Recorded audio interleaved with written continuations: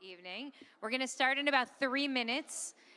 We're just waiting for a few more folks to make their way in, especially to our people who are with us online. Welcome and hello, and thank you for your patience.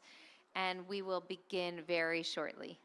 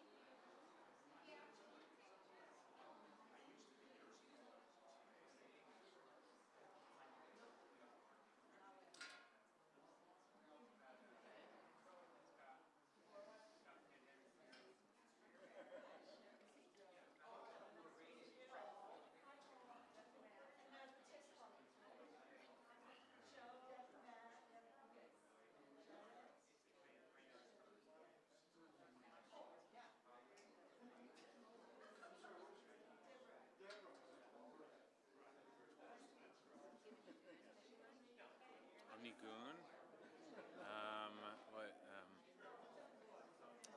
I'm thinking of like Torah Hashem Tamima, but I don't know that they know that.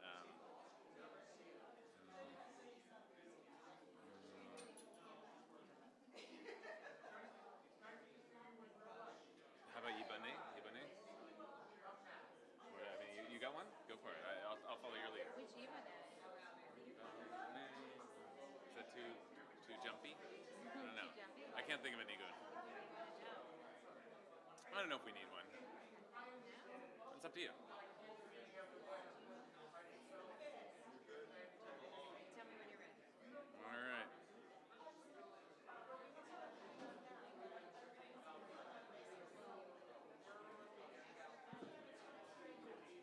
You good? Hi.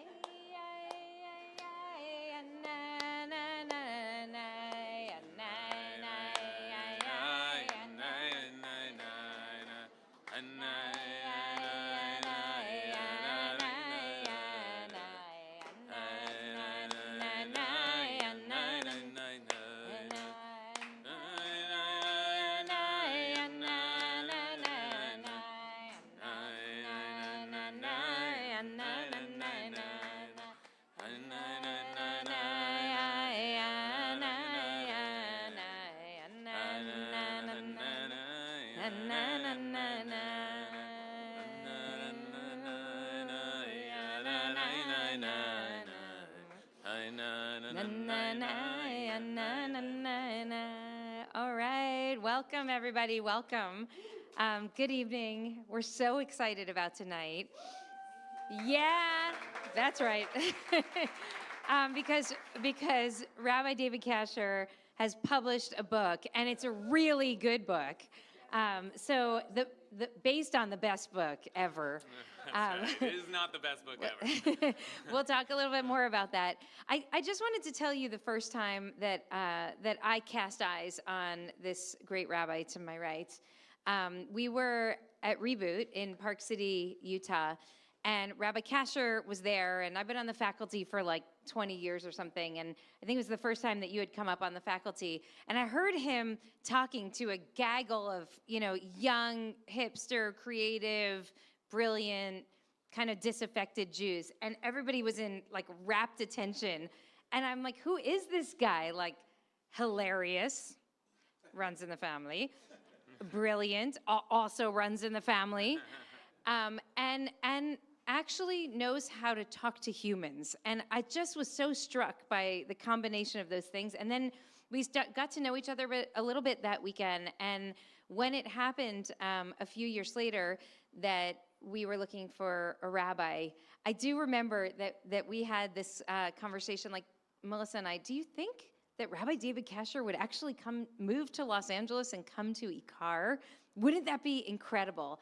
And it's been such a wonderful blessing to have you in our midst. We're so honored by your presence.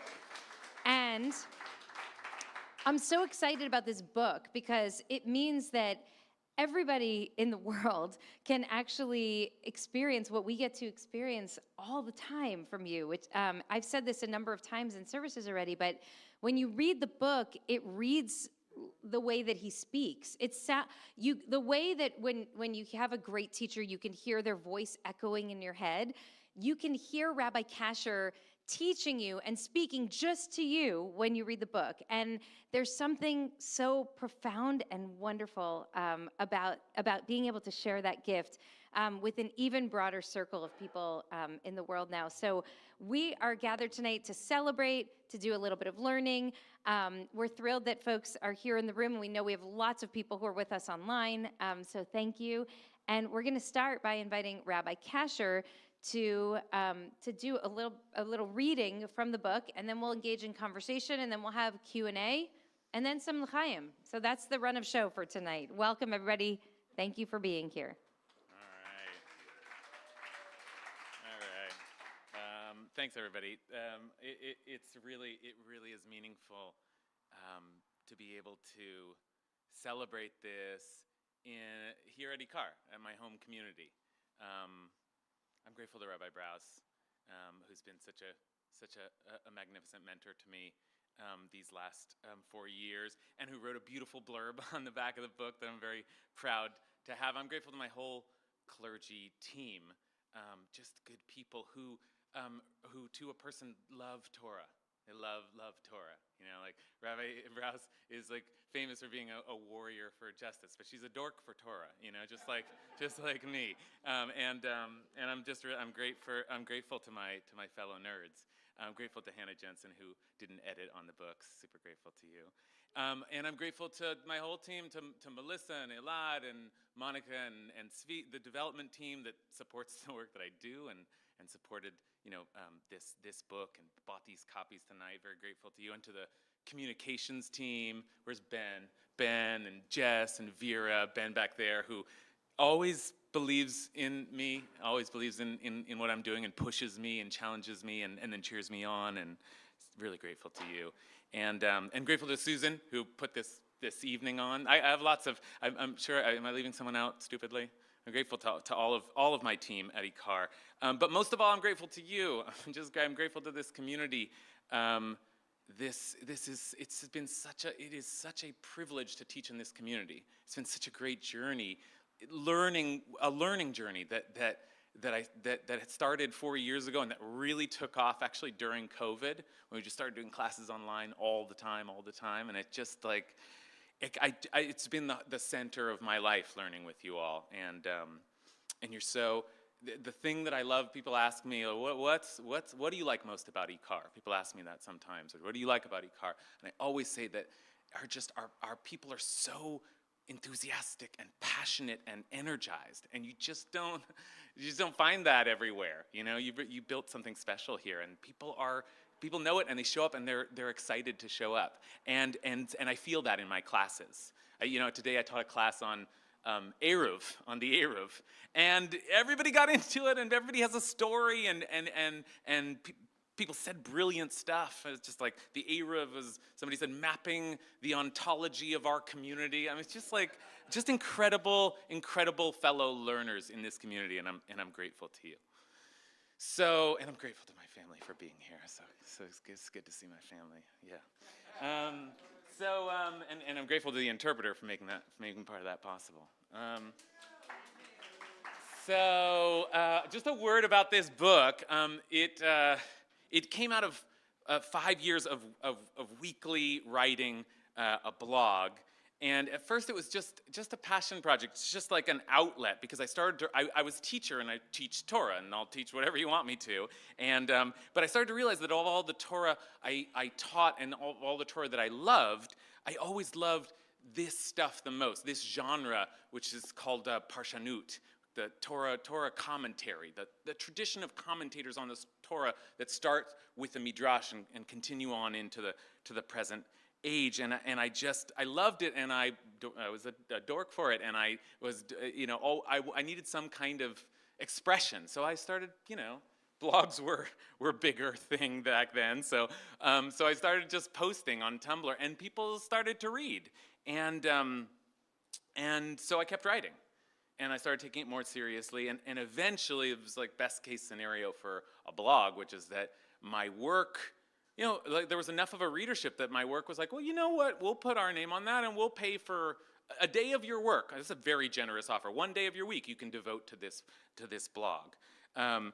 But the truth is, like at its height, I was devoting 2 or 3 days and many nights. I was just like, all of my thoughts, I would just spend the week in the library of ParshaNut, in the library of these just sort of brilliant and fascinating people who have been looking at these words that we still look at for centuries and centuries and millennia. And I would ask a question, I'd start with a question, like flip through the weekly Parsha, and I'd find something that would catch my interest, and then I would just like go looking for answers, just go digging around, and I put them together, and then I would start to try and record what I'd found, and I would sometimes write late into the night, and it was such a wonderful, it was a glorious experience. It really was. It was just like the best writing, the best learning experience that I had, and I had it in my own living room, and it was just, it was wonderful. But I started, it was taxing also. And 5 years later, I was starting to feel like, I can't keep this up every single week. It's like relentless, this tradition, just keeps coming at you. Next week is Shabbos too. And so I started to feel like, okay, I can't do this anymore. And then I got this incredible job offer, and I knew there was no way I'd be able to keep up like a weekly blog. But anyway, so I had this idea maybe I'd turn it into a book, and at first it didn't seem possible, and then it became possible, and then it was like anxiety and headache kind of getting it together and editing it again and again, and by the end I sort of wondered, do I even need to do this? Who cares? Is this all worth it? And then the book comes out, and I'm like a book guy. Like I've been with books my whole life, and it's nice to have a book with your name on it. It's like, oh yeah, books. Like I'm on a book, So it's just, that's a cool thing. Anyway, and it just feels like full circle to be doing it here at Ikar. So anyway, this book is about Torah commentary, ParshaNut. The book is I think of it as called ParshaNut, but of course everybody calls it ParshaNut, and that's because I got ParshaNut.com, and everybody's like, oh, ParshaNut, that's cute. And I was like, oh yeah, that is cute. I'll go for it. So I got a walnut logo and I capitalized the N, and I went for it. But it is, the point of this book is to expose a wider audience in a way that people have said that it's accessible to this tradition of Torah commentary, this genre. Like Talmud has a kind of a good reputation, and Torah has a good reputation, but this tradition of commentary, I think, could be studied more, should be studied more. And so part of it is just to expose a wider audience to ParshaNut, much in the spirit of Nechama Leibovitz, who did that so magnificently in the 20th century and affected so many of us. And this was just sort of like dutifully following in her footsteps, this project. So it's about ParshaNut, but it's also, of course, just about my love of Torah. And just a kind of repeating rumination on this book. And what is it about this book that has inspired thousands of years of attention and scrutiny and interest? What is it about this book? And what is it about this revelation that continues to unfold in the mouths and minds of people all over the world from generation to generation? That to me is like, that's the great wonder at the center of all of our study, and this book is just a drop in that ocean. But that's what I want to do then is with this book, is just to kind of bring you into this unfolding revelation, so that you can experience it and become a part of it, and then contribute to it, which is the goal of all of our learning, to like bring us all into the conversation, the discourse that is Torah. So and we do that every time we get together to learn, and so we're doing that tonight. So anyway, so I'm gonna read. There are 54 essays in this, one for every parsha. There's 54 parshas, and sometimes you have to squish them together to get right. There's only 52 weeks in a year, but the Jewish year is a little different. Sometimes we we read them all. Sometimes we put two together. So I'm going to read this week's. I never get to, this is just kind of fun because I've been I have some appointments to like travel around and share this book with people, but mostly I'm not going to do book readings because I sort of feel like, well, if you haven't seen me before, you just have to teach it, right? I'm not used to reading things, but it is kind of fun to do an actual book reading, so I'm just going to do a small one here, like in my community where I can indulge. And also, this week is Parshat Toldot, and Parshat Toldot is my favorite parsha. It just happens to be my favorite parsha, and so it's nice to be able to celebrate Parshat Toldot, and also it gives me a chance to mention someone else who blurbed my book. Aviva Gottlieb Zornberg is on the back of the book, and she's like, I heard some, she's like a real rock star, one of the living examples of Torah commentary, just alive and well. I mean, what she is writing will be part of the canon. So I got Brous and Zornberg on my book. It's like it's gonna be a New York Times bestseller. I'm very, very proud of that. Yeah, Amazon bestseller, right. That at least it was for a week or two. Anyway, so I'll read this. It's just a short essay on Toldot. I always begin with a question because that's the discourse. ParshaNut always begins with a question, right? That when we read, Rashi is probably the most famous name in the genre, and when we read Rashi, we often ask, wait, what's Rashi's question? Or what's bothering Rashi here? Because the discourse presumes, wait, I should say this before I begin.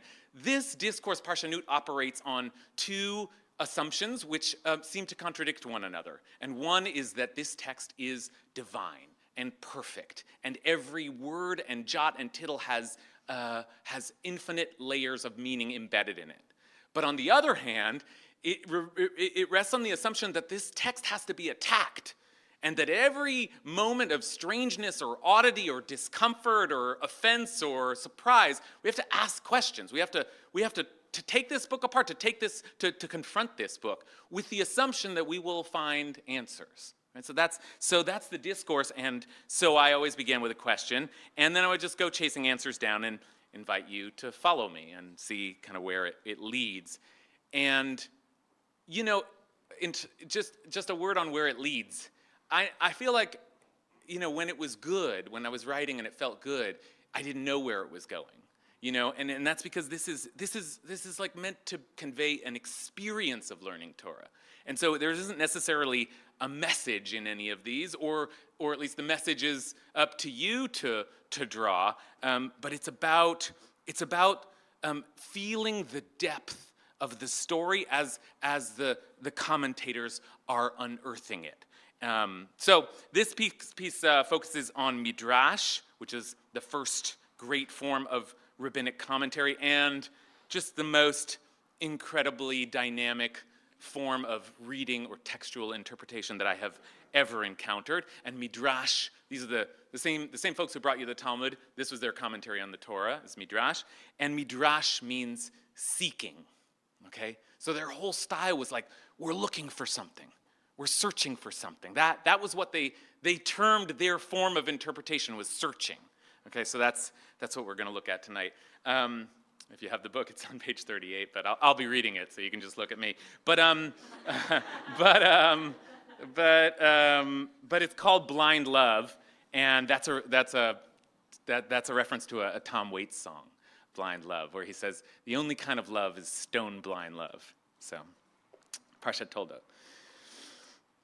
The great modern Torah commentator, Aviva Gottlieb Zornberg, in the introduction to her book on Genesis, writes about Rashi's fantastic citations from the Midrash that, she says, his commentary works as a dream text, suggesting many alternative, but not exclusive, facets of reality. This week, we encounter one of the most fantastic and most beautiful of Rashi's Midrashic citations, and it will offer us an alternate, dreamlike reading of a classic story. Our setting is the famous scene in which Jacob pretends to be his twin brother, Esau, in order to steal Esau's blessing from his father, Isaac. Commentators for centuries have struggled to untangle the conflicting moral threads of this story. Because, on the one hand, Jacob, aided and abetted by his mother Rebekah, is the clear villain. He lies to his aging father and supplants his apparently innocent older brother, all for personal gain. But on the other hand, Esau is generally understood to be the more savage, less responsible brother. A man unfit to carry a man unfit to carry the Abrahamic, I'm actually the older one, so it doesn't really matter. A man unfit to carry the Abrahamic covenant and lead the family. Some traditions even suggest that he was violent, a murderer, and a rapist. So maybe it's good that Jacob comes along and deposes his unstable brother before he can wreak havoc and ruin the family name. If that were true, however, why would Isaac be so insistent on blessing Esau to begin with? If Esau is such a known scoundrel, how could Isaac have trusted him to assume the mantle of this sacred family mission? Wasn't Isaac wise enough to sense who is good and who is evil? What was he thinking? We may have a small clue into Isaac's state of mind in the language at the very beginning of the chapter. When Isaac was old and his eyes had dimmed from seeing, "Vatikhena einav mirot," he called in his older son Esau. So Isaac is getting old and going blind. And maybe those details are just meant to tell us that Isaac is increasingly enfeebled, and perhaps even losing some mental capacity, and so his judgment is not to be entirely trusted. But many of the commentators wonder if this blindness represents something more than just the loss of a physical capacity. Ha'emek Davar puts it this way. His eyes had dimmed. It's not that his aging caused this, because he was not at the end of his life, for he lives 60 more years after this. Rather, the cause was from heaven, min hashamayim, and many answers are given in the Midrash. He's assuming there is some spiritual significance to this blindness, that the Torah is telling us something more about what is going on with Isaac than just the loss of sight. And he alludes to various possibilities given in the Midrash.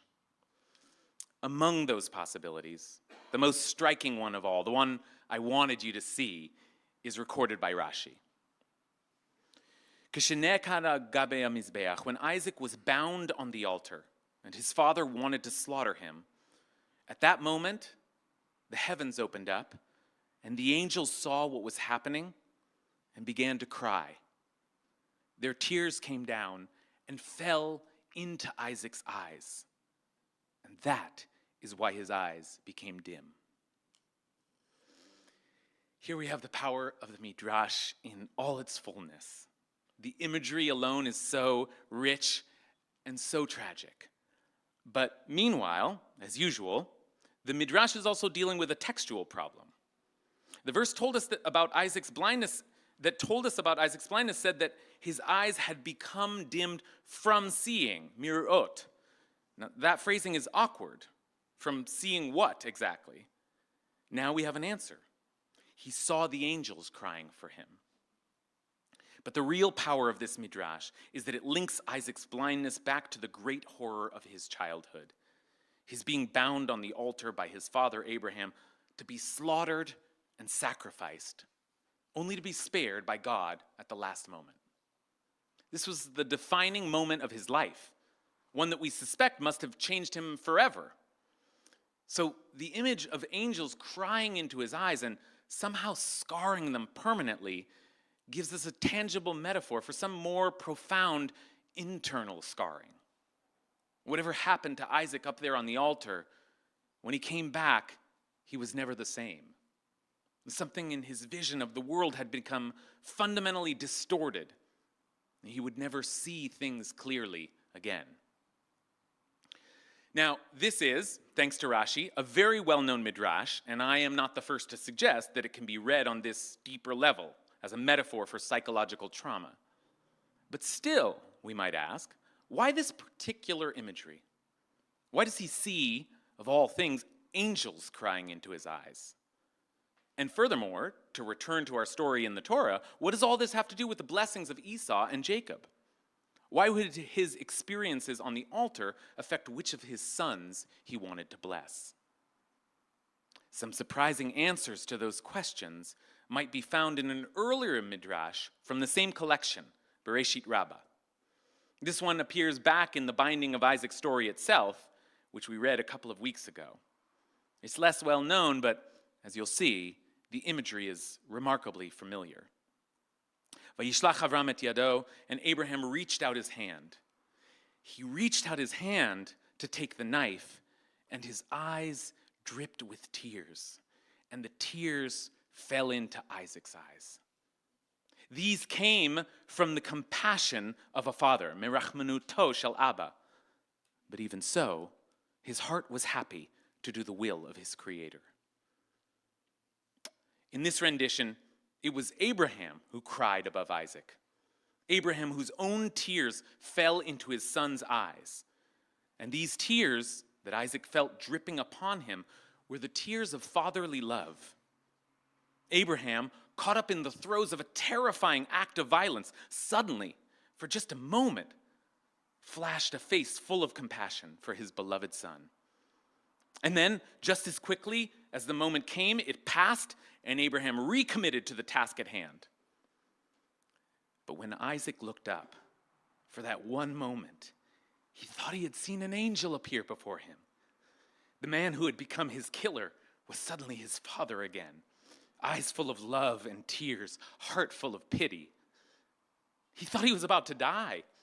He thought his father had abandoned him, that his father had become some kind of monster. But no, look at that. This angelic figure would never harm him. He would be safe. He would be safe. And then suddenly, he was. Vayikra elav malach Hashem min hashamayim, and then an angel of the eternal called to him from heaven, Abraham, Abraham. And he answered, Hineni, here I am. And he said, do not reach out your hand against the boy or do anything to him. And Abraham put down the knife, untied his son, maybe held him. It was over. The angels had saved him. Or was it his father? Yes, that's it. His father. His father had wept over him. Or was that the angels? And now it was all a blur, all a bit jumbled up in his memory. Just as the images are all jumbled up in these midrashim. But if we read them together, then one thing we get that we didn't have before is Abraham's compassion. There was trauma, yes, but in the midst of that trauma, there was also an awareness that there was something good and loving in Abraham that never left him. Isaac will never forget those tears. They are a reminder that no one can be fully overtaken by violence. A fundamental human compassion always remains. So now, he's told that his own son, Esau, has become a violent man, a bad man. They say he should push him out of the family, bless his younger son instead. Be careful of Esau, they say. He's a killer. But no, not his son, whom he loves. His son who loves him, who dotes on him and brings him the food he likes. He's a good boy. Okay, so he can be a little rough sometimes. And some of the things we've heard about him are unnerving. But he'll be all right. You have to believe he'll be all right. Things always turn out okay in the end. Isaac's eyes welled up with tears, and he called out for his son. So, Parsha told out.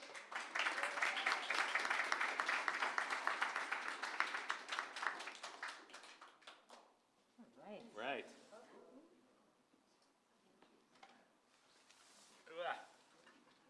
Okay. This is so much fun. I've seen Rabbi Prowse in conversation with so many people. I get to be the person she's in conversation with. I love this. I love that you call me a Torah nerd. That is the best thing I've been called in a long time. I told you. Wow. I love the idea of Abraham's compassion, even in this moment, this fit of violence where we think he's lost himself.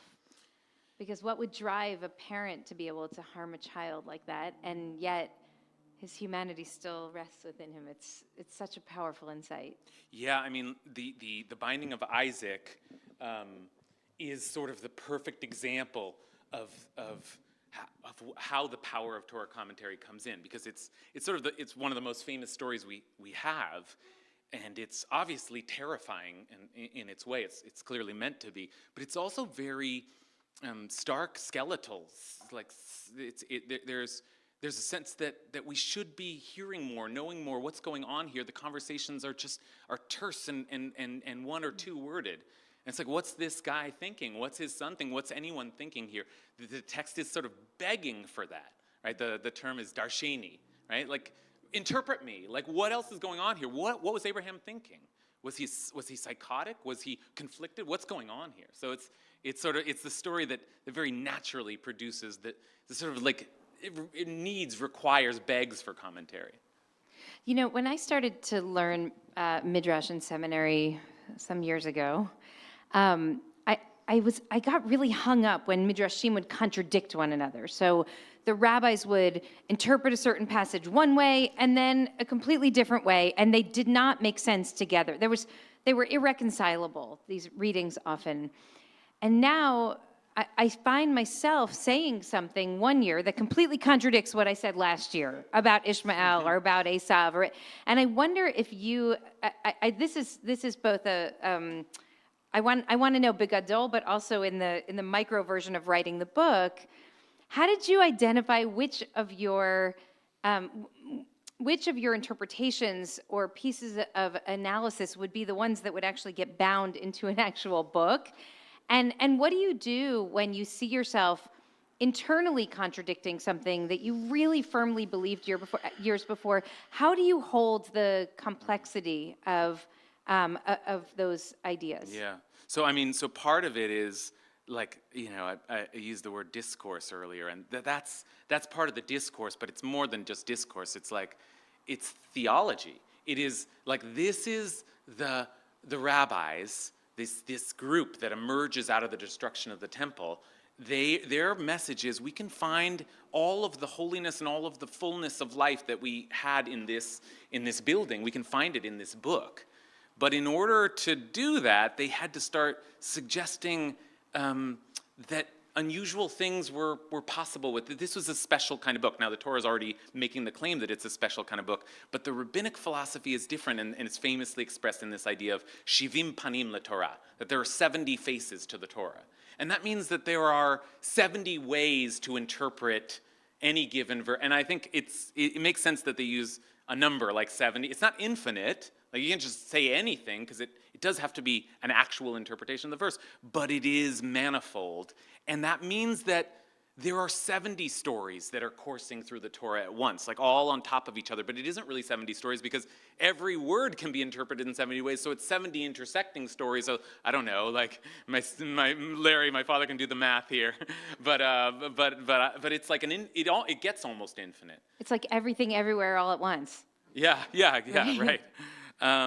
So I think I'm like, the idea is to get comfortable with that and to appreciate the beauty of that, of a text that has not just one thing to say, but many things to say, and some of those things contradict each other, because there are two things can be true and contradict each other, right? So it's a theory of reading, but it's a theory of truth also.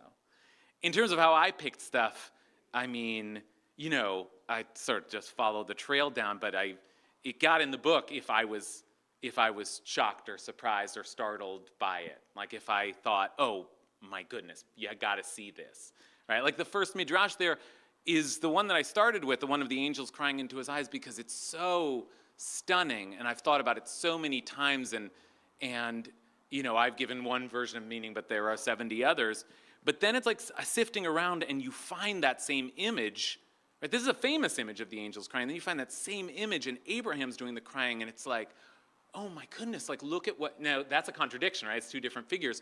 But what if we read them as two parts of the same story? What if we read them as two aspects of the same field of vision, or maybe different aspects depending on who's doing the seeing. And so that's how I picked things. If I found something that just sort of shocked me or blew my mind, that went in the book for sure. I love that. Can you talk a little bit about chidush and what it means to see something new in a text that people have been poring over for thousands and thousands of years? Right, that's right. Chidush, it's a big concept in the world of Torah learning. It means like a renewing or a coming up. Literally, it's used like you have a new insight that nobody's thought of before, which is there's something kind of heretical about saying that. What? Oh, you came up with this? None of your sages, your great sages Maimonides missed this one, but you caught it? And yet, that's the idea, because this text is supposed to be living. And so if it's living, then it's always developing and changing and unfolding. And the way that unfolding, which I called a revelation earlier, the way that happens is through the kind of chemical reaction between us and the text.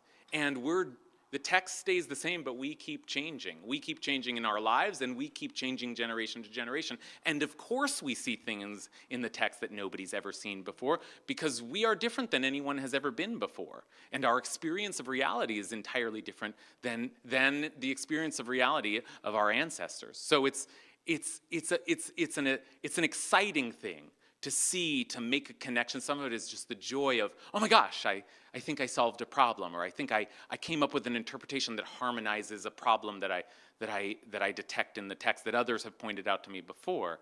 But it's also it's a part of the process. We're being invited to renew this text, to constantly renew this text, so that it can continue to live. It lives through us. So can you tell us what your favorite chidush is? I mean, as you've been looking back over the book, and there's so many. I mean, I'm astonished by what you've done here, and in every single parsha, there's something that just takes my breath away, because you put something together in a way that I've never thought of it before.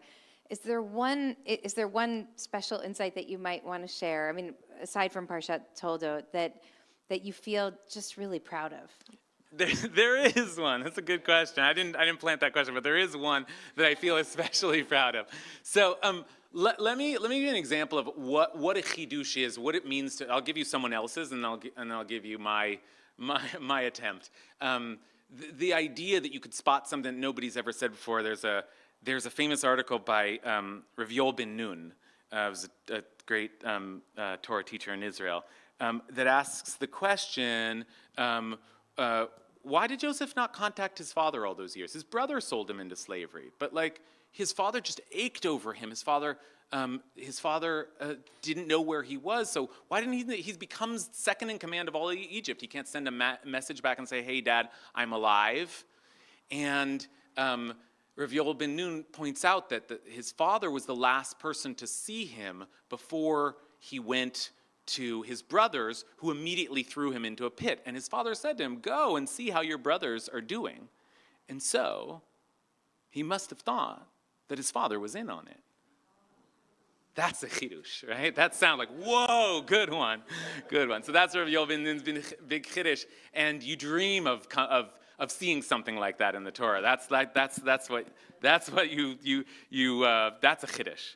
And I have one. I think it's in here that I'm certainly. I always think about, because when I thought of it, it felt like, oh my gosh, I suddenly understand what's going on here. So it's let's see, did I write about it? No, I didn't write about it. So one of my favorite chidushim is in Parshat Vayigash, which means and he approached, and it's Vayigash is the big dramatic culmination of all of this same story, all the back and forth manipulations and deceit and negotiations between Joseph and his brothers, who come to visit him in Egypt but don't recognize him. And so now he gets back at them by sending them back and forth and taking them captive and lying to them. And in the end, he asks them to bring down their youngest brother, Benjamin. And they bring Benjamin down, much to their father Jacob's great distress, because he's already lost one son, and this is kind of a replay, which is exactly what Joseph intends it to be. And Joseph says, okay, great, I'm keeping Benjamin, you can all go home, because after all, Benjamin is Joseph's closest brother. They were both Rachel's children. And so that's it, and he sends them all back home. Disaster, exactly what Jacob feared. And Judah, who's pledged to be responsible, whatever should happen, he will be responsible. Judah steps up, and he approached Vayigash, and he steps up, and he says, and he delivers this speech, and it's kind of perfect. And he says, my master, our father is very old, and he has already lost a son to his great sorrow. And now if this happens, it'll kill him.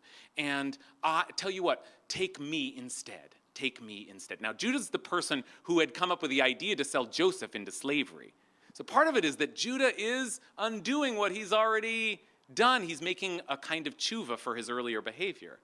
But he also picks, it's the perfect speech. He picks exactly the right words to wind their way into Joseph's heart. He tells him, and if Yoel ben Nun was right, he reveals to him that his father never knew, that his father's been missing him all of these years, and that if he does this, if he keeps Benjamin, then he will do to his father what had been done to him all of these years ago, all over again. He'll repeat the trauma. It's a perfectly executed speech. So the question is, how did Judah know exactly what to say? And I don't think anyone has ever said that the parsha begins with the word vayigash, that he approached, that he took a step forward, and maybe, I think, he suddenly recognized, oh my gosh, that's Joseph. That's Joseph. And in an instant, he realized, I don't know what's going on here, but that's my brother Joseph. And so he said the things that Joseph had to hear. And I don't know if that's as good as Rabbi Yoel ben Nun's, but I felt like, and he approached, and by the way, in this story that I read tonight, when Isaac says to Jacob, wait, who are you really? I can't, because remember, he's going blind. He says, Geshuna, come closer, so I can see, that language is a language that's already been established as one that could bring sudden recognition. So that's my chiddush. That's my chiddush, and I'm proud of it. That's fantastic. Oh, Wow. clap for my chiddush. Nice. This is really this is like to be able to be in a room, this is like Dork City, right? We're all just like, yeah, the Torah, this random interpretation of a Hebrew word. It's so exciting. I love you all. I'm so grateful for you all. So grateful to have people that will listen to me talk about this, because I do love it. I wonder, I think sometimes people are surprised to hear that the living Judaism today really is an interpretive tradition. It's a rabbinic tradition that there are fundamentalist rabbinic Jews, but everything that we read is through the lens of the rabbis now. And so I wonder if you think that you could lay out for us what the boundaries are of legitimate interpretation. Meaning, if you cast the entire tradition as an interpretive tradition, then we're putting a lot of responsibility on the interpreters, and people are flawed beings. Mm-hmm. And so what makes something a legitimate commentary on our sacred text and something an illegitimate commentary on the same text? That is a great question. That is a great question. And I don't know how to answer it. There's a part of me that is tempted to say, any interpretation is good interpretation. But I already said I don't really believe that. I have some vague way of saying that, well, it has to be grounded in the text. You can't just say what you want. You have to say something that is an attempt to read the text. Now, none of us can read objectively. We're reading from a subjective, always a perspective. But there's some notion that, you can't just say anything you want. We decide. The tradition decides. The community decides whether this is an interpretation that sticks. And maybe this book, not my book, but this book, Mikraot Gedolot, is like a collection of the ones that stuck. A lot of people said things that just, moving on. Like some of it is just what gets recorded, what gets remembered, and what lasts. But I mean, there is also, I must say that I'm participating, I think, in a particular discourse or particular mode, even within that 70, there's a mode of reading that I am sort of committed to, which is to see the Torah as a unified whole, right? To see this book in kind of conversation with itself, that like the 5 books of Moses are one book, and you can spot patterns in this book, and you can see this book, setting up themes and then delivering on them, and that it's a unitary whole. And of course, that way of reading is often founded on the idea that this is a revelation. This is God's perfect text. God wrote the Torah, and that ends up being one of the big debates in biblical commentary and interpretation. And it's easy to end up falling on one side of the debate, and therefore ceasing to be in dialogue with other forms of interpretation. But I actually don't think that mode requires a particular understanding of the revelation and who wrote the text. I think it's like what God wrote this book, whether God wrote it on Mount Sinai and delivered it to Moses, or whether God wrote it through centuries of people composing it together, and whatever form that we have is, to me, clearly a revelation. And that revelation is something that I have come to believe in by reading the text, and I think that this mode of reading, let's read this whole thing as if it were perfect, and as if it were a whole, and then let's see what comes out of that reading. And I have found it to be a wondrous thing, So I must say that I always, and in my classes, some of you know, I'm always happy to incorporate all modes of interpretation. Part of what I like about Torah study is that it's kind of a free-for-all. Like, I don't know, you just show up. What do you think it's saying, And there are better and worse interpretations, but I must admit that I am driven by a kind of holistic vision of the Torah. You mentioned earlier the jots and tittles, and so this is a reference to in the Talmud, in Menachot, in one of the tractates. I think that it's hearkening back to the delay on the mountain when Moshe goes up the mountain to receive the revelation, and God's taking a really long time, and Moshe looks, and God is placing these beautiful little crowns above some of the letters. And Moshe says, "What are you doing?" And God says, "One day there's going to be a student of Torah that's going to be able to find meaning in every single jot and every tittle," which is not the way that it's actually phrased in the original, but that's how we translate it. And so there's meaning everywhere. Meaning that some of this whole practice is about teaching us, I think, to not take anything for granted, but to look at the world actively, not passively, and to search for meaning constantly. And I just wonder if you can reflect a little bit about how learning Torah has changed you as a human being. Yeah. I want to answer that by starting with the first descriptions you were giving us. This idea that every little letter and every little word, and not just every crown on the letter can be interpreted. And I remember so clearly the day that I fell in love with ParshaNut, and it was the first day that I was being taught Rashi, and I didn't grow up with this stuff, so I was in my early 20s, but we were just studying the commentary of Rashi on the first chapter of the Torah, and it says, and there was evening and there was morning, day one, and evening, morning, a second day, a third day, a fourth day, a fifth day, and then it says, Vayer Vayvoker Yom Hashishi, the sixth day. So it says a second, a third, a fourth, a fifth, the sixth. Okay, so that's an example of like pattern spotting, right? There's a pattern, and the pattern has been broken. So why the sixth? And the commentary, Rashi's commentary says, the sixth is a reference to the 6th of Sivan, the day that the Torah was given. The 6th of Sivan, the day the Torah was given. And like the way we would say, like the 4th. So the 6th is like the day the Torah was given. That's the 6th of the month. And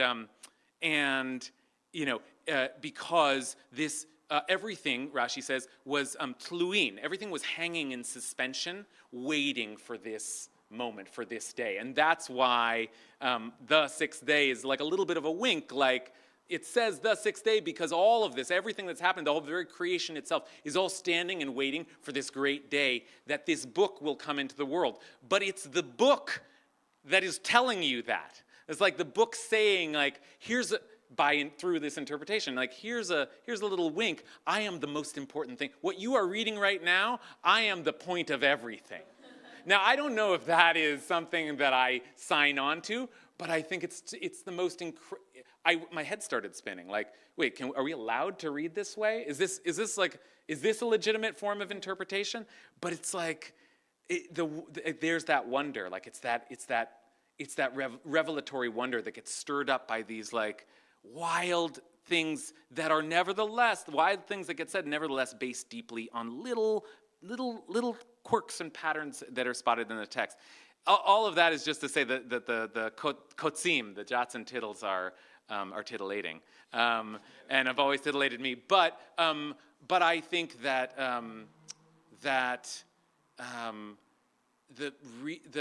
I'll answer your deeper question in a simpler way, which is that the thing that we get from reading this carefully is that we become more careful readers of our world. That we learn to read, noticing the difference between an and a the, and saying that matters. What might it mean? And then it's like, I think it's no coincidence that our people have. It's like a time of anti-Semitism, and we get sometimes attacked for some of our excellence. Like there's black excellence and there's Jewish excellence. And some of our excellences we have really achieved in some of the fields that we are accused of controlling. We don't control, but we have achieved in them. And I think the part of that is because this culture and this mode of reading has made us very keen readers of legal texts and contracts and scripts, and we're good readers. We're good readers of our world, and I think the Torah has helped us become good readers of our world. Beautiful. Okay, I'm going to ask one last question, and then I would love to open it up for just a couple of minutes, and then we're gonna make a toast and say l'chaim, and then Rabbi Kasher will be happy to. Time is fleeting. Yeah, she could stay here all night. Should we keep going? All right, let's keep going. Yes. Okay. Well, I want to ask you a personal question. Sure. I mean, we just talked about how learning Torah has changed you, and I resonate so much to that. And I think that learning Torah has made me a better mother. As I try to look at what my kids are saying and try to understand what's in between the words, it's made me definitely a better wife. It's made me a better American. Like my relationship with the Constitution is a healthier relationship because of my relationship with Torah. Yeah. And so, but I want to ask you, so that's how Torah changes us. But now, so you're a teacher of Torah. You learned in yeshiva for many years, and then you became this master teacher. And then you came to become a pulpit rabbi for a few years. And we've been the lucky ones who got to be the recipients of your Torah for those years. And so learning Torah because it's intoxicating and fascinating and titillating is one thing. Learning Torah to teach Torah is something. But learning Torah to preach is totally different. And so, and especially during the times that you started here, right in the midst of the Trump administration, and the U.S. is on fire, and then we go into COVID, and then through this incredibly difficult time. And at the same time, as everything's happening globally and nationally, you're kind of falling in love with the community, and the community's falling in love with you. How has that changed your Torah? So first, we know how Torah is changing you, but how has community changed your Torah? Well, first of all, I mean, you've changed my Torah a great deal, and it's such a pleasure to be able to do this with you, because I think you're one of the great Torah commentators of our age. This is not what I was asking. No, but listen. Your reading of Exodus in particular is distinct and important and new. It's old and it's new. The idea that Exodus is a political document that has like a moral and political message for us. You've said that in a way that is new and has shifted my appreciation of Exodus, but also of what it means to teach Torah in a way that is that animates towards action. Like the rabbis say, and Midrash was their form of interpretation. Midrash is what they called a seeking. Midrash, the learning, the seeking. That was what they were all about. But the rabbis famously say in Pirkei Avot, Lo midrash ha'ikar. The midrash is not the ikar, the essence, ela hamaseh. The action is the essence. And I feel like you've taught me that, and so, and you have all taught me that. That there's a connection between our learning and what we do in the world. And so I'm never going to be the activist that you are. I'm like more of a bookish lad, but I do feel like I try to teach with that awareness now in my mind that this matters, and it can be the thing that sparks people to change their lives in both the big ways, like of moving the forces of the world, and also in the smaller ways of like maybe they will fall in love with certain mitzvot, and maybe they will find a relationship to God, and teaching in a community as a rabbi in that community means doing midrash for maseh, learning with an eye towards action, and that's new for me, and I think it's totally transformed my teaching, and I'll always be grateful for the imprint that Ikar has had on me in that way. Beautiful. All right. Well, I'm going to take a couple questions if folks want to engage Rabbi Kasher. Yes, and Gary, please introduce yourself as you get ready to speak. Hey, Gary. Legitimate interpretation. And you folks said it's the community or the kihila. But listening to you tonight, I don't think that that's the answer. I think the answer is that there is an excellence in the interpretation from people who are scholars of this, which you two are proving to be, and then you deliver it out to us. And I think you deliver it out with trying to reach a level of excellence. And I think, Rabbi Kasher, in your book, what you're doing and interpreting is with a sense of creativity and an excellence in the creativity of how do you look at this, how do you pull out the chidush, how do you use a creative process in this? Comment on that. Yeah, I mean, I think you're right, and maybe I didn't lean on that enough. It has to be legitimate. It has to stick, and part of the way that something sticks is that it's rigorous, and that it's like, I think any of us who head off to rabbinical school and start cracking open the books in the Beit Midrash start to feel like, humbled to insignificance. You see some of the mental acrobatics of our sages, and it's like, oh, I'm never going to be able to reach that level, and I never will, but it inspires you to that kind of rigor. There's a certain kind of rigor to good interpretation, where you say, I am interpreting the word this way because I've seen it 3 other times before, and let me show you where it is in the text. It's not just a feeling that you have that you bring to the text, though that's a part of it as well. There's a kind of a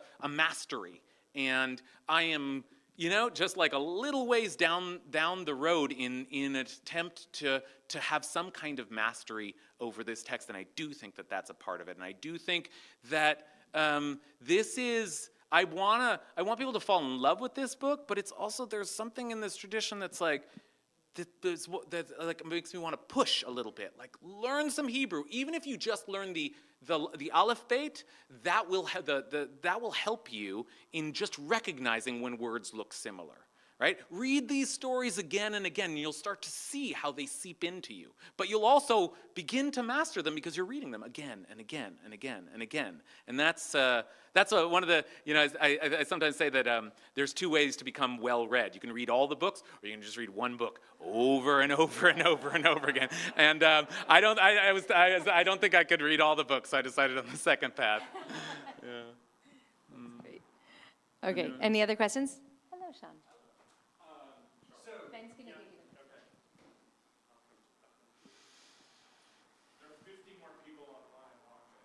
Hey, everybody. Right, And if any folks online have a question, also feel free to put it in the chat, and maybe someone can hand it to me.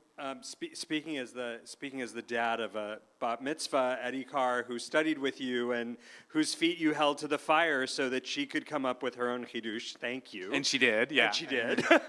I'm really curious how you respond to some of the tendencies of the commentators toward particular philosophies, ideologies. What I really appreciated about your book, and I admit I've made it through Genesis. I haven't gone further, but listen, you're ahead of schedule. Yeah. We're still in Genesis. Is just how much pleasure you so visibly take in exploring these in exploring every commentator who comes up. There's just a joy in your text that I love.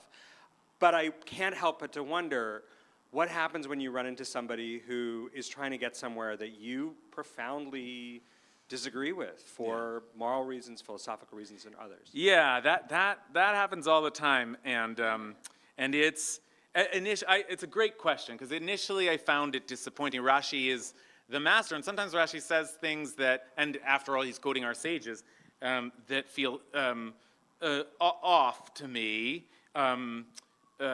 Morally, and this happens again and again. You find a favorite commentator, and then it's like, and he says a beautiful thing, and then it's like, because Jews are better than anyone else. Like it's just like that's the way that he finishes the thought. And it's kind of like, man.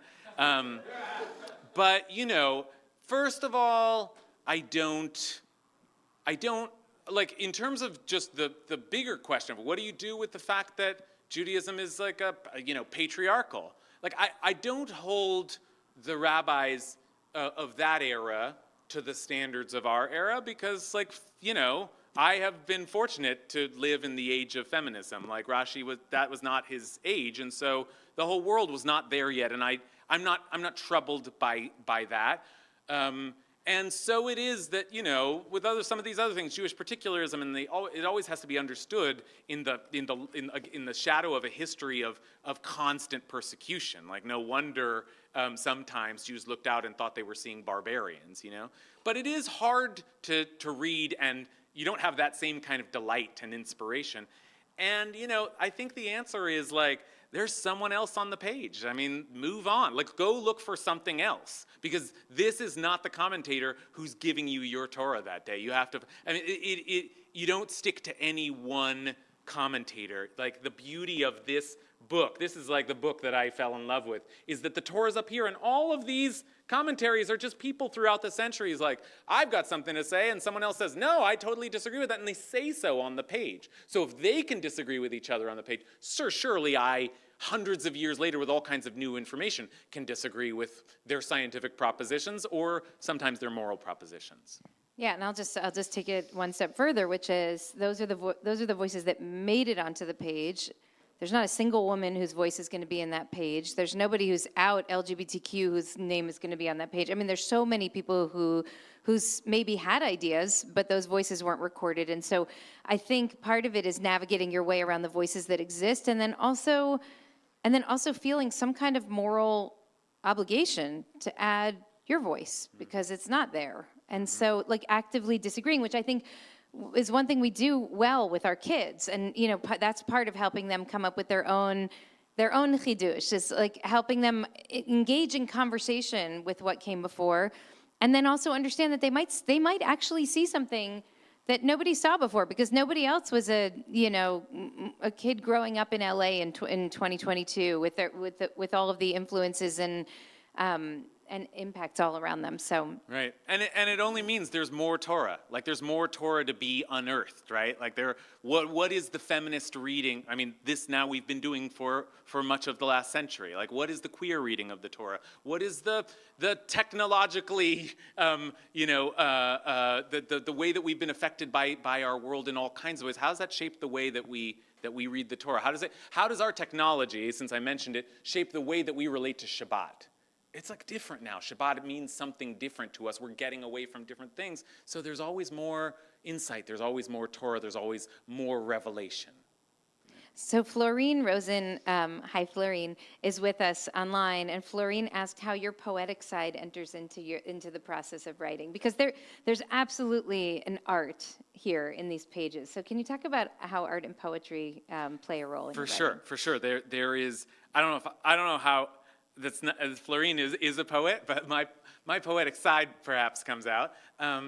But there's a tradition that the whole of the Torah is a poem. There's like the Torah is towards the end of the Torah it says write down at Shira Hazot, this poem, and it seems like there's a chapter later a poem comes. It seems like it must be talking about that, but the rabbis say no, the whole Torah is a poem, and Florine's exactly right that kind of reading, the way you read a poem, is exactly what we've been talking about. Just like, what does this word mean? How does it feel? How does it look? Right? And the styles of interpretation are often classic poetic modes of reading, right? Like, look, what's the key word here that we're seeing? What did Buber call Leitvort, right? That's like moving throughout this text. That's a poetic reading. So indeed, like the rabbis were saying something profound when they said that the whole Torah is like a poem. It makes me think of Rabbi Panitz, who said when we were all preparing furiously for High Holy Days this year, and he said to me, on a good day, I can write 5 words of this sermon. And like he's really crafting a piece of art. And sometimes it really flows, and sometimes it's 5 really beautiful words that come together exactly the right way. So, yes. Oh, were you gonna say something? I'm wondering how the weekly Parsha cycle has affected the way that you look at commentaries. That if you were to just choose, your 54 favorite commentaries, they probably wouldn't neatly fall into one per Parsha. And most examples you gave today came from the book of Genesis, but sort of like, was there anything that you sort of felt like, oh, there's 2 really good ones, but I have to choose one, or some part of the Torah where you felt like you've got to pay attention to something that you would otherwise ignore, like what anything along those lines? Totally. I mean, look, after doing it for 5 years, so I had 5 pieces on every Parsha. And this has 1 for every Parsha, which, first of all, just like it would have been too big a book. But also, I mean, 5 years gave me the feeling that there was at least 1 that was good out of the 5 that I really felt like I was excited about and proud about, and both the material I was writing about but more the work that I had done. And there were other years where I had an abundance because there's just so much there. But that's my own process. You were asking more about whether it feels like there is always an abundance in some places, and it's a little more arid in other parts of the Torah. And yes, I think is that an accurate? Maybe not. Good enough. Okay. Fair I think it's enough. like, what do you do with Tazria and Mitzorah? Well, yeah. I mean, so I was going to say. I mean, Genesis is ever fruitful, right? Ever multiplying. And Leviticus is tough. But it's harder to find something. Rabbi Tzadok and I always joke about Parshat Tzav. ugh, ParshaNut. This is a person who's had to cycle through the Torah for years, and every year you get to ParshaNut. ParshaNut is the second parsha of Leviticus, and Leviticus itself is kind of like, whoa, we're talking about animal sacrifice, and that's it now, and now we're going to talk about bodily purity also, and just like all like, whoa, this is a whole book of the Torah, and Leviticus like details. The opening, Vayikra, the first parsha details all of the sacrifices, and then Tzav just tells the priests about the same sacrifices, how they're to be prepared. I mean, it's like, there's nothing to say. It's like, there's nothing, like, it's like some of the most difficult reading. But I will just say that the two greatest works of Midrash in the ancient world were the Midrash on Genesis and the Midrash on Leviticus. And that is because Genesis just gives itself as like, it's just gold. But Leviticus, because it's there, and it's been presented to us of like, this too is part of the holy revelation. You got to make some meaning of it. The rabbis took that as a challenge, and they said, okay, next we're turning to Leviticus, and we're going to see what we can do with Leviticus. And Vayikra Rabbah, Leviticus Rabbah, is one of the golden vessels. Like, it is just a beautiful masterpiece of Torah commentary, and that's sort of like, I take that as my charge. Like, when you get to Leviticus, you got to find something to say. You got to like search deeper. You have to pick through the letters more finely to get to that Torah. But yeah, I know the experience that you're suggesting for sure. One of the questions I was going to ask you is about what your process is when you sit down to write a Devar Torah or to prepare for a Torah class. But you sort of addressed it. You said you start by asking a question, and then you just go deeper and deeper and deeper into answering that question by looking at all of the commentators and then eventually finding your analysis. And I want to just say that one of the things that I do, because I do the same, and my intention is always to read the full parsha first and then to start to go deep. But I never get past the first line before I start going deep, because if you're paying attention, you can't. And then I just start pulling books off the shelf, and I really believe that this book will be one of the books that we pull off the shelf when we're trying to make sense of this incredibly rich, incredibly mysterious, and incredibly sacred text. And I'm so grateful for this. This is such a beautiful gift for all of us. I've thought so much over the years about how it is that the Jews have stayed alive when empires have fallen, and it's so clear that our relationship with Torah is part of this. That there's something about the vitality that comes from being involved in a relationship with a text that is a constant source of spiritual and intellectual heat, right? You're constantly being surprised and moved and challenged, and it's been so wonderful to watch you as a teacher to sort of share that vitality with all of us. And as I said when we started, now with a much, much bigger audience than you've ever been able to before, and it's just an incredible blessing. So I wanted to say congratulations, Mazel Tov, Shaklaf. Thank you. And thank you. And what we're gonna do? Thanks, everybody. Thanks. Appreciate you. Appreciate you. So I think we have some champagne back there, and right. I would love for people to stick around and buy books, and for Rabbi Kasher to sign books, and let's make some toast. But I want to just do one thing, if I can, the rabbinic prerogative, which is I'm going to ask us to just offer, before we even get our hands on the champagne, and I'm assuming that there's also Martinelli's back there. Mm-hmm. I'm just going to ask for 3 people to say something about one particular piece of Torah that you learned from Rabbi Kasher, either from his book or from just listening to him. So I just want to ask you we can take a moment and think about, sitting in Shalhevet basketball court on Shabbos or on High Holy Days, and just hearing something that takes your breath away and just lives inside of you from that point forward. And there are so many of them. I have so many of them. But I'm going to start by just offering one, which is the way that you described on Kol Nidre this past year experiencing the presence of God while driving down the turnpike or the freeway or the FDR was one of the most beautiful and vivid and inviting images that I've ever heard anyone use to describe the experience of God's presence. And at Ikar, we have such a beautiful diversity in our community, and we're always aware that there are people of faith and there are atheists, and the way that we talk has to be a way that's inviting for everybody. And somehow you spoke about God in that moment with such a profound honesty and open-heartedness that I felt like we were on that road with you in that car with your worry for your father and your heart just wide open.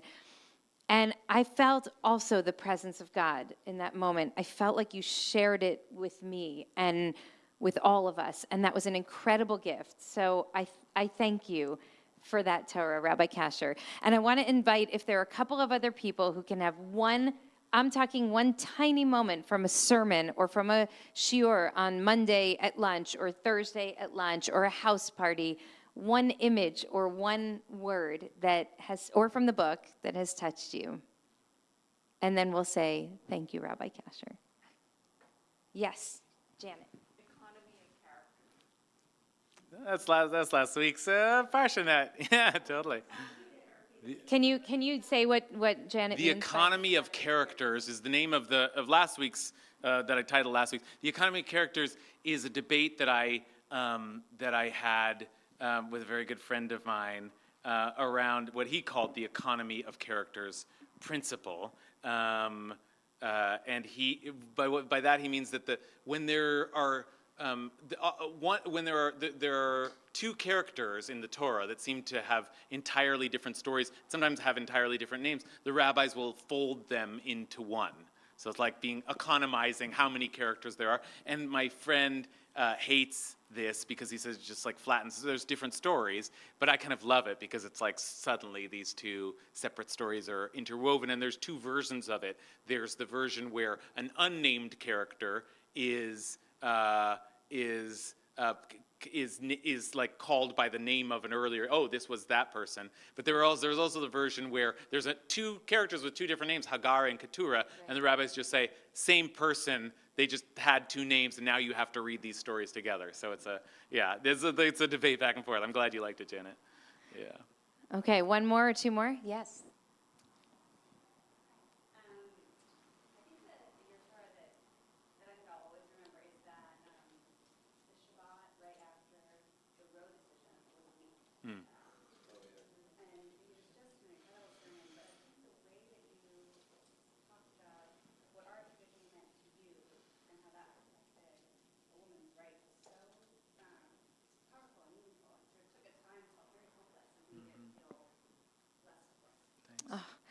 Michelle, who is, by the way, our incoming board chair, and here with her mother, Joanne.